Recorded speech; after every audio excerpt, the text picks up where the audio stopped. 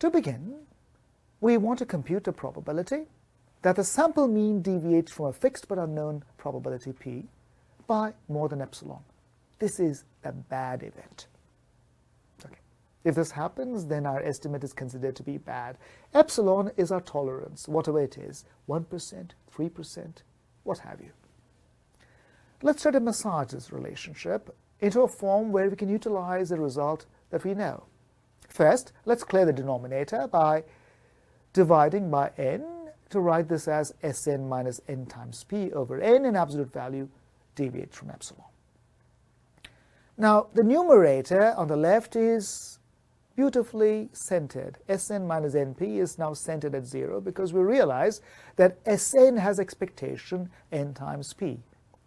We would now like to scale it in the proper scale. The proper scale goes as the standard deviation of Sn, which we recall is the square root of n times p times q.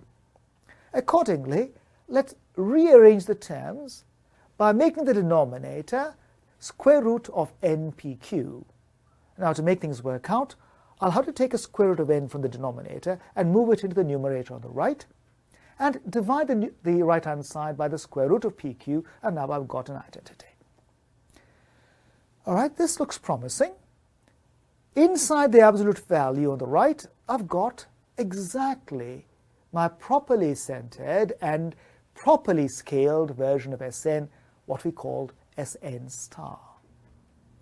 And so our equation now becomes the probability that in absolute value Sn star exceeds a given quantity, which depends upon our tolerance epsilon, it depends upon the sample size n, and it depends upon the unknown probability p and q, which is 1 minus p.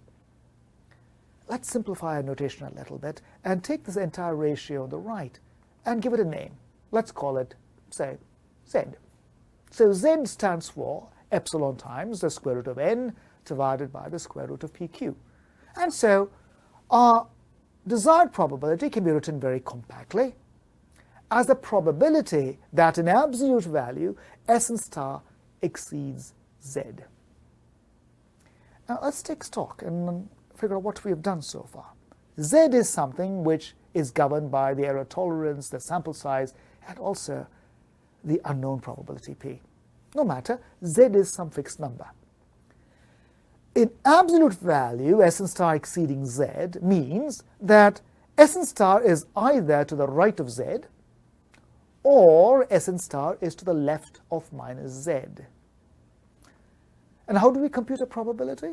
Well, we simply sum the atomic masses in that range. Sum all the atomic masses of Sn star to the right of z and to the left of minus z. And that should give us the probability Bob's your uncle. Of course, an explicit computation of this probability is intractable. The binomial is not friendly in that regard. We can't hope to get a closed form answer for this. But the normal approximation of de Moivre and Laplace tells us that this probability can be approximated well, if n is even modestly large, by the area under a bell curve. Normal approximation beckons. So we start with a bell curve. This is the function we called little phi of x. If we wanted, we could write down an explicit functional form, though that is not requisite here. It's really e to the minus x squared over 2, and with a normalization, which is the reciprocal of the square root of 2 pi. But no matter, this is what the curve looks like. And all we have to do is identify the points z and minus z, look at the area to the left of minus z, the area to the right of plus z, and add them up, and that gives us an estimate for the probability of the right. Now, this is beautiful. Now, we can do some simplifications here. One of you observe that by the symmetry of this function, the area to the left of minus z is exactly equal to the area to the right of plus z. And therefore, the entire probability is approximated by twice the area to the right of z under the normal curve. Now, what do we need from this? Well, remember, we are trying to estimate the probability of a bad event. That is, that our estimate, sadly, differs in absolute value from the thing I'm trying to estimate, the population proportion P, by epsilon or more. However tiny the epsilon, that is the desired tolerance. I want to be inside that epsilon. If this event is triggered, then something bad has happened. That is, in other words, I'd like to have a high confidence that something bad doesn't happen. In other words, I would like the probability of something bad happening to be small. How small? Well, of course, no more than our given confidence parameter, delta. Now, delta is broken up into two pieces. A portion where Sn star is larger than z, and a portion where Sn star is smaller than minus z.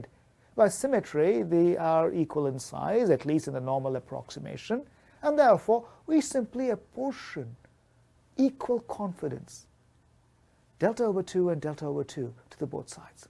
Together they add up to delta. Oh, very good. At this point, we simply say that our operating principle is as follows. Remember, how did we select z? Z depends in a complicated way on epsilon, the error tolerance, on the sample size n, and on the underlying fixed but unknown probability p. If we select z to be that unique number such that the area to the right of z under the normal curve is delta over 2. Now let's see what happens. If we select z to be 0, the area to the right is exactly half the area to the normal curve, which is unit.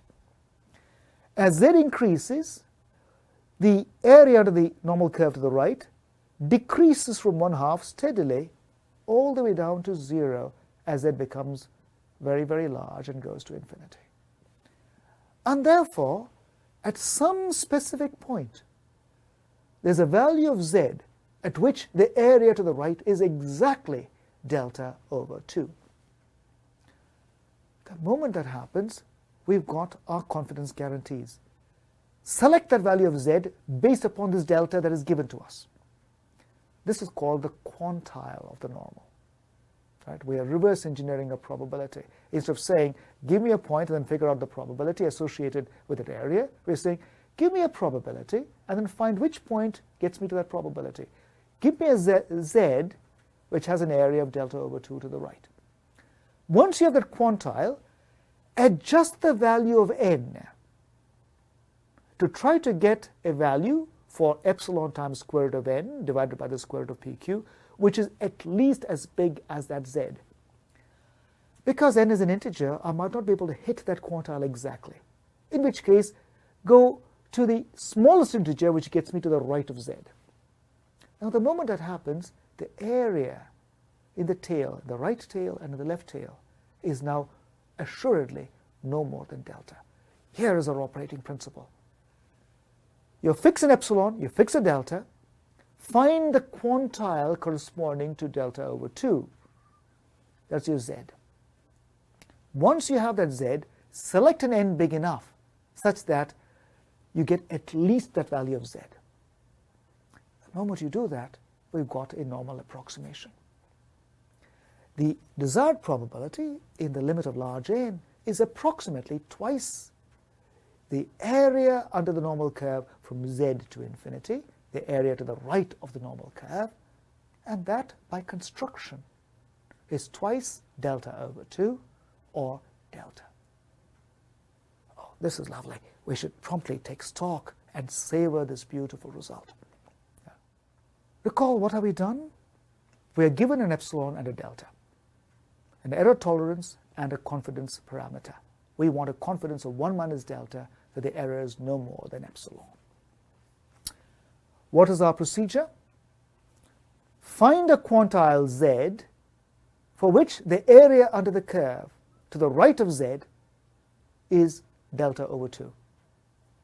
Now select a sample size n big enough such that epsilon times the square root of n divided by the square root of pq is at least that value z.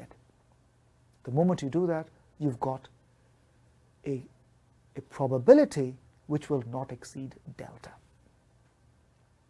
Okay, and immediately now, this tells you what the size of n is going to be. Reverse engineer it. Right? Move the square root of pq from the denominator to the numerator on the left.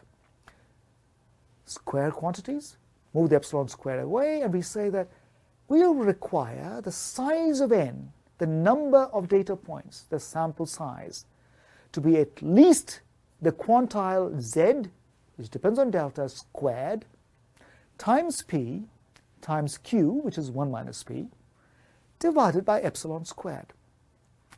Unfortunately, the sample size requisite seems to depend upon the unknown p. But recall that we had already seen when we looked at the Chebyshev's inequality for the binomial, that p times 1 minus p times q never exceeds 1/4. In fact, it achieves 1/4 exactly when p and q are 1/2. And therefore, it'll be sufficient to select for n the value, the quantile squared, divided by 4 epsilon squared. And this selection, under a normal approximation, will work for any value of p. Here is a crisp, beautiful, and simple estimate of the sample size needed for a given problem. P is unknown. We are given an error tolerance epsilon. We are given a confidence required of 1 minus delta. From here, we compute a quantile, which is just an area under a fixed curve. We can do this numerically, and today a calculator on the internet can give it to you instantaneously. You know a z of delta for the given delta. Square it, divide it by 4 epsilon squared, and that gives you an estimate of how big n has to be. We should promptly put in some numbers here to see how this dance of error, confidence, and sample size is playing out. Right. So the requisite statistical guarantee is that the chance of a deviation of epsilon or more should be small, should be no more than delta. Right. Here now is a numerical calculation. So we start with, let's say, epsilon running from 0.1 through 0.03, in other words, 10%, 5%, and 3%. Look at confidence is required of, say, 90%, 95%, 95%. Promptly compute the quantile. The z delta requires that the area under the curve to the right of z should be no more than delta over 2. A numerical computation shows that when a confidence requisite is 90%, delta is 0.9, the associated quantile z is about 1.6, 1.7. Right? More precisely, around 1.65, truncated to 2 decimal places. And if the confidence required is more acute, say a 95% confidence, we want more confidence in the answer, then of course the z is going to become larger, because you're going to capture a smaller and smaller portion of the area to the right. How large? In fact, the quantile corresponding to a 95% confidence is almost exactly 1.96, again truncated to 2 decimal places. The penultimate column shows us the Chebyshev estimates. Well, we saw already from 250 to about 5,500. The last column tells us what the estimates of the sample size are for the normal approximation. Observe that there's almost a factor of 5 in savings. And if you look at the last row, where we wanted an error of 3% and a confidence of 95%, this is a sort of a default that people will refer to. We see that the sample size estimate has dropped from around 5,500 to just over 1,000. Now, admittedly, we waved our hands fairly briskly here to get there. We've appealed to a theorem which I did not prove to you. And my defense here is that, well, this is going to need more machinery. Okay. But if we assume the result, then we've got, at least as an approximation, an estimate of a sample size. How does the error in the approximation affect this? Is it a serious error? And generally, the answer is no, not very much. It typically affects it in the second decimal place, which means that your sample size estimates don't change by very much. For example, as a rule of thumb, a sample size of about 1,200 will take care of all the errors in the approximation very nicely, thank you, and get you an estimate which is uniformly good for any value of p.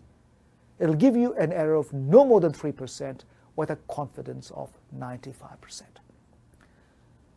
I shall not try to make this any more precise at this moment.